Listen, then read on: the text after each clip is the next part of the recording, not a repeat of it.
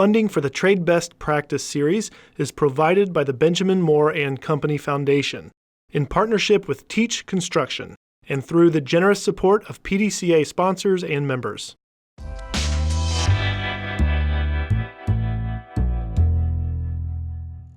Have you noticed that we've been hitting the subject of safety again and again in each video? Do you know why we do that?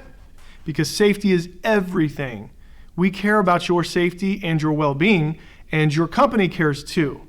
And besides all that, it's kind of the law. So we're going to be talking more about safety, and we're going to show you how teams get together to talk about safety on the work site. Let's start with PPE, or personal protective equipment.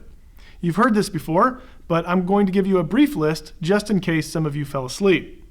So the list starts with sturdy footwear, safety glasses, breathing protection like a paper mask or a respirator, hearing protection. Some commercial sites require hard hats or high visibility vests, and then coveralls.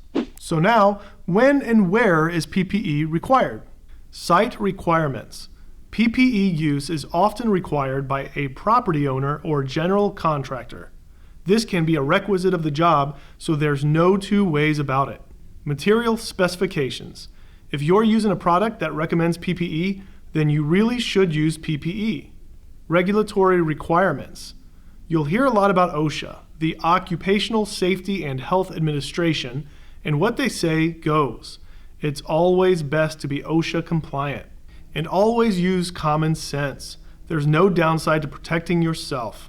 When in doubt, be safe. Safety training may be provided at your workplace, and there are other agencies that provide training as well. They're all good and worthwhile. OSHA 10 is a 10-hour general construction safety course, and it's one of the most commonly required safety certifications. You get a card that says you're certified in everything. There's no expiration date on it, and it's kind of like a high school diploma. It lasts forever. The Environmental Protection Agency's RRP, or Renovate, Repair, Paint rule, states that paint applied before 1978 may contain lead. Lead is a health hazard, and so there are rules you have to follow when working with old paint. RRP training is a one-day classroom training for certification, good for 5 years. In addition, you may go through some other safety trainings from time to time, including maybe a CPR or first aid course. You'll learn a lot more about what your company requires regarding safety training, and you'll hear about it a lot in company communication and team huddles. Okay, so let's go out there and see how teams get together to talk about their day and their week and how to make safety a priority. To the field.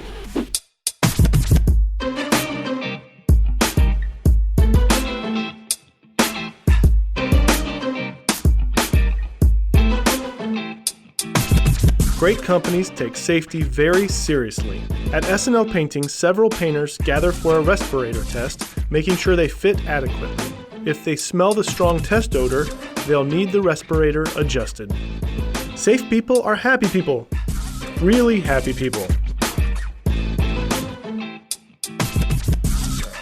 Ongoing training is essential to becoming a pro.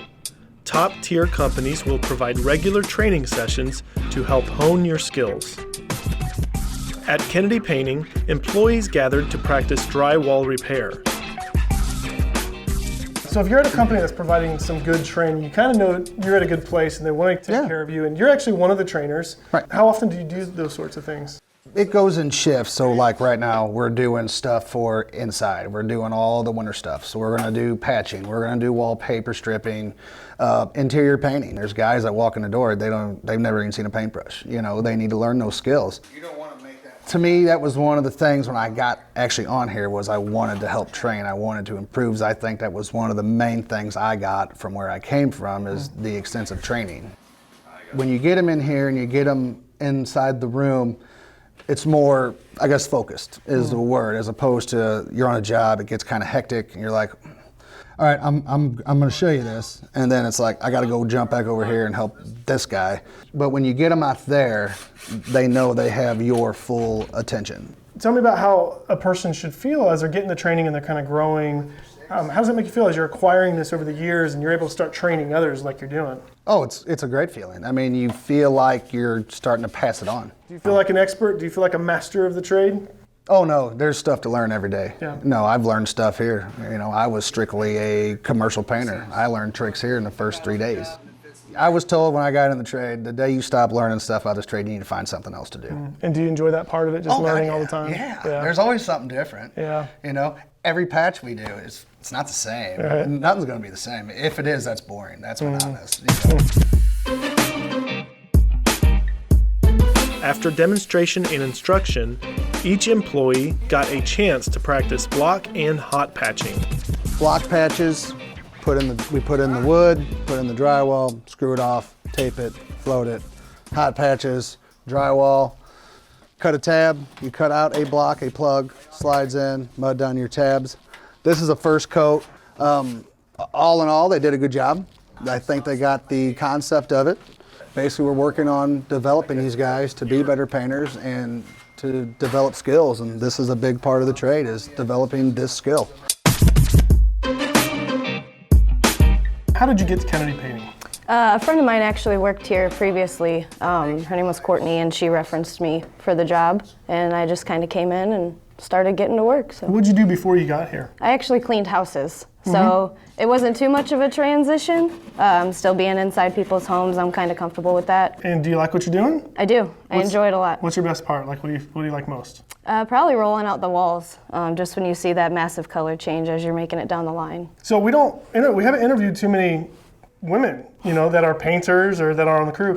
So what is it like being a female painter and working with all these guys? It's actually really fun. You cannot be sensitive. You have to be able to kind of take that heat and be able to fire back, because you're going to get placed as the underdog. They're going to think that you can't do as much. And coming in as an apprentice, I kind of was on that page. You do have to work a little bit harder to kind of prove that you are able to fit in.